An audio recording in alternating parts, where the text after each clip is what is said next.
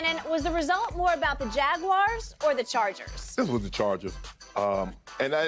Maybe it's just me, but we're starting to see more teams come back from big double-digit leads than at any point in time, and I think the passing game has a lot to do with that. But this was all about the Chargers. Having been a part of a team that had the momentum and lost it, and a team that didn't have the momentum and gained it, Skip, is just something, and unless you've been in that moment, it's hard to explain it. Because you're like, damn, having a lead, Skip, and all of a sudden, seem like you can't get out of your own way. We can't do anything. We were just going up and down the field. Why can't we get a first down now? What happened? They're playing the same sorry defense that helped us get this 14, 20-point lead. Now, all of a sudden, we can't get 3 yards, and it's 3 and out, 3 and out, 3 and out. And now, all of a sudden, where our defense was suffocating them, they couldn't do anything. Now, all of a sudden, they get chunk play after chunk play after chunk play. Nothing will salt away a big lead other than running the football. It was their inability to consistently run the football, which now all of a sudden you go 3 and out, and the next thing you know, okay, they get a touchdown. You're like, uh-oh. And then they get another touchdown, and you go, uh-oh. And now all of a sudden, Skip, it's 21, it's 20. They try to go for 2 to make it a 2-point game, and it's 20-27. And you're like, hold on. Damn, still got a quarter football to play. Yep. And you're like, uh-oh. We hadn't done anything in like a quarter and a half, and they haven't done anything wrong in a quarter and a half. That's not good. And you see what happened. And yes, Trevor Lawrence played unbelievable. Give him credit, Skip, because he didn't have a short memory. He forgot everything that ever happened in the first half. And I don't know how he did it, because a lot of times you see receivers, Skip, when they drop a pass, they just they're not able to get it back. This kid threw 4 picks, horrible picks. Skip, like, damn, that was a heck of a play by the DB. I'm like, dude, he was just like hitting people in the chest. And then he just forgot everything. He just like rebooted and started from scratch. But Skip, this is about the Chargers. And I don't know how.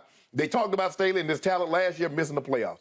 Now this year you got a 27-point lead with all that talent. Yep. All that talent. And you lose to a second-year quarterback. Can't say enough about the job Dougie P has done for this kid, Skip. And he talked about it. He says he's giving me confidence. He got him believing in himself. He's like, bro, you're the first pick in the draft. That wasn't an accident. Did you see what you did in high school? He went to Cartersville High School, the same high school, Ronnie, the Purple Elephants, I think that's what they call. Yep. Went to Clemson. And you see what he did? Like, bro, why are you doubting yourself? Do you realize you've only lost 4 games in your career as a collegiate and a high school player before you got to Jacksonville? You're a winner. Did somebody tell you you're not a winner? Whatever Dougie P told him, he convinced him. He did. And this kid here can skip. He can make every throw. He got big-time skills. Big-time skill. So now you see it wasn't an accident they used the first pick in the draft. But Skip, the Chargers, I don't know what they were thinking. I don't know what they did. Up 27-0? You up 27-0 with that talent. Brandon Staley, that's what you get. Your head hard. Why the hell you put Williams? Skip, remember I told you. I said, Skip, Williams, what happened? You got that man back hurt. In the middle of this ball game. They played their guys, and he got hurt. Fractured his back. I thought it was just bruised. Then they announced it's got a little fracture in it. You saw the way he was walking off the field? You saw the way he was walking off the field, Skip? Yep. Looked like me first thing in the morning. Oof. Shannon Sharpe, it is inconceivable to me that a team turned it over 5 times very early in the game. Maybe that was the catch here. But they turned it over 5 quick times, and they came back to win the game. It's never happened in playoff history. A 5 turnover. Okay, you just can't do it. It's impossible, and they pulled off the impossible. And yet, to that point, it's, in the end, to me, it's obviously about Brandon Staley's defense because he's supposed to be a defensive guru. That's why he was hired in the first place. But I've told you from the start, there's something about Justin Herbert I don't love. I love the tangibles because they're extraordinary. You don't talk about arm. He's got a bigger arm than Trevor Lawrence has. He's right up there with Josh Allen and Mahomes. Yeah. Maybe not on the deep ball, but on any mid-range artillery, he's just like throwing howitzers. Yes. And yet, when I watched him at Oregon, they were losing key games because he would... It's not that he unravels completely. He just sort of loses focus, and all of a sudden they lose their way. And that's what happened in this game because I kept looking after the game at the play-by-play, and I said, wait a second.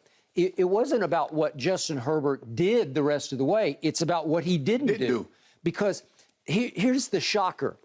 It wasn't a turnover game the other way, because usually if you're going to come back from turning it over 5 times, you're going to need the other team to turn it over 3 or 4 times to get you back in the game. Correct. Guess how many times they turned it over? None. They turned it over no times. So it's not like they said, here, we hand it back to you, Jacksonville. They didn't. Jacksonville just said, we're going to take it, and then we'll take it again, we'll take it again. But as you always remind me, the other team gets the ball back. Okay, it's not like make it, take it, right? There's no make it, take it in football. You actually get another chance. So I kept looking at my play-by-play, and I said, wait a second. I see it 3 and out. At 24-0, they go 3 and out, and they punt, and Jacksonville fumbles the punt. Oh, yeah. Okay, they fumble the punt. Hit the guy on the head, and they get it 1st and goal at the 6-yard line. Yeah. Well, all you got to do is you got to go 6 yards for a touchdown, and all of a sudden it's going to be 31-0. And guess what, ladies and gentlemen? They couldn't move an inch. He couldn't move it in. And so they get a chip shot 23-yard field goal to make it 27-0. This is 4:25 left in the second quarter. Okay? Then from there on, I'm looking at the play-by-play, and I got 3 and out, and then I'm looking again. Let me get over here on this. Then I got another 3 and out. Actually, there was a 7 and out. And then they had 6 plays to get a 50-yard field goal. And then they had a fairly long drive and missed a 40-yard field goal. And then at the end of the game, they go 3 and out again. Well, I'm just telling you, they did next to nothing from 24-0 up. And by the way, even at 24-0, all their points had been handed to them, right? Yes. Okay. So the truth is, in the biggest picture, the Jags defense did a sensational job on Justin Herbert. He just didn't do much at all. And Skip, here's the guy that goes for it every 4th down you get. You up 24-0, all of a sudden you taking chip shot field goals. Go for it. Okay. You go for it all the time. Skip, and the thing was, they went 8 of 17 on 3rd down. There was almost 50% on 3rd down, and you lose a 27-0 lead with 0 turnovers. Gordon, Skip, overall in the history of the game, when you consider playoffs and regular season, teams have gone 29, 6, 70, and 5 with a -5 turnover battle. So say it again. What are the numbers? They won 20. If you had 5 or more turnovers, you won 29 times. You lost 670 times. You tied 5 times for a win percentage of 4.5. Now Jacksonville is a part of that 4.5, but I guess there's a first for everything. The 3rd largest comeback in playoff history. Okay. So let's look quickly at the psyche of a young quarterback in his first playoff game at home, a game that actually the Chargers are favored to win by 2.5. We kept talking about last week. And I'm like, how? So now, as Zay Jones said after the game, he said, I played a lot of football in my life. His father played a lot of football for my Dallas Cowboys as a middle linebacker. But he said, usually the quarterback in this situation would, quote unquote, go in the tank. Well, who wouldn't? You've thrown 4 picks in basically the first quarter of your first ever playoff game. Correct. All right, what did we talk about? Trevor Lawrence during the draft saga, and maybe it was right after he went #1. Remember, he did a big Sports Illustrated interview in which he was talking about, I don't want to misquote him, but just the tone of it was, football's not that important. It's not crucial to me. And we're like, it better be, right? Because you're the first pick in the draft and you're going down to save the Jags. Those people down there in Duval, they want you to make this the biggest thing in your life. And he's saying, it's not that big a deal. And he's got a little surfer dude in him, except he's from Atlanta or the Atlanta area. You know, like he has got no surfer background, but he looks surfer. His hair looks surfer. Yeah, you ain't surfing in no Lake Lanier. No. That's the closest big body of water that you got. Okay, there you go. And yet, I believe that mentality benefited him on this night because it's not the end of the world to him. And he's like, okay. So he's looking up the clock, probably thinking, I know I'm pretty good here, and we got a whole lot. We've got like 3.5 quarters to go, right? Yes. And I might as well just keep doing what I do. If I'm not mistaken, I think they got a touchdown right before the half. They did. And I think that, like, okay. It was to Evan Ingram. Yeah. And it was a nice throw. It was a 9-yard touchdown, and it made it 27-7. The Jags are probably thinking, where was this Evan Ingram that we had before? He's come back to life. I don't know. It was 24 seconds left in the half. And you're like, okay. But the Chargers got the ball to start the half. They did, and went 3 and out. Okay, there you go. And so they go down and get a touchdown. Now it's 27-14. To your point, it's like, yeah.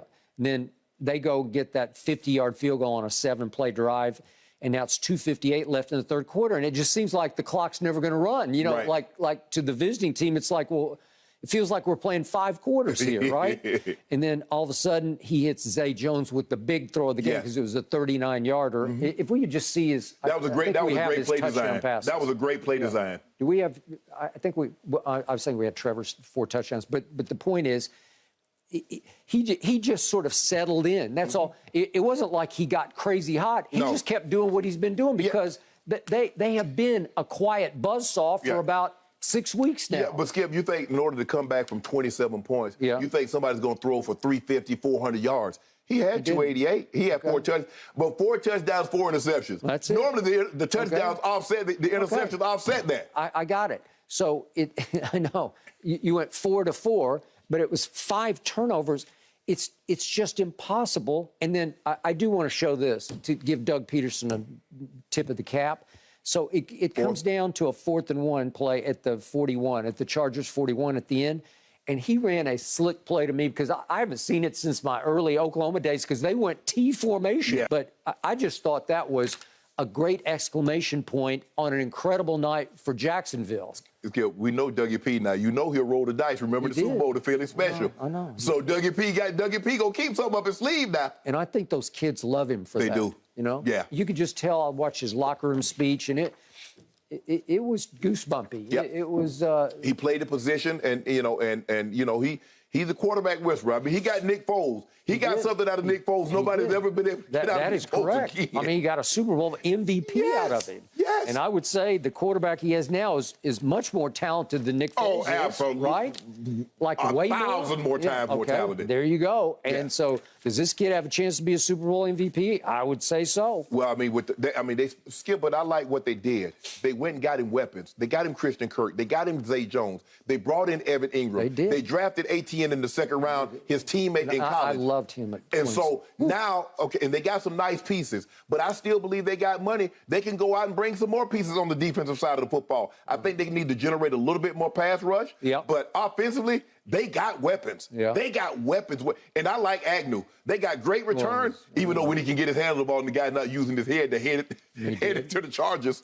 He did, but in the end, this made me feel a little better about my Cowboys blowing a 27-10 lead at Jacksonville late in the 3rd quarter because this is what they do. Yeah, but Skip, if the Chargers, they should have been on high alert, knowing that they just saw, because that's on the cut-ups.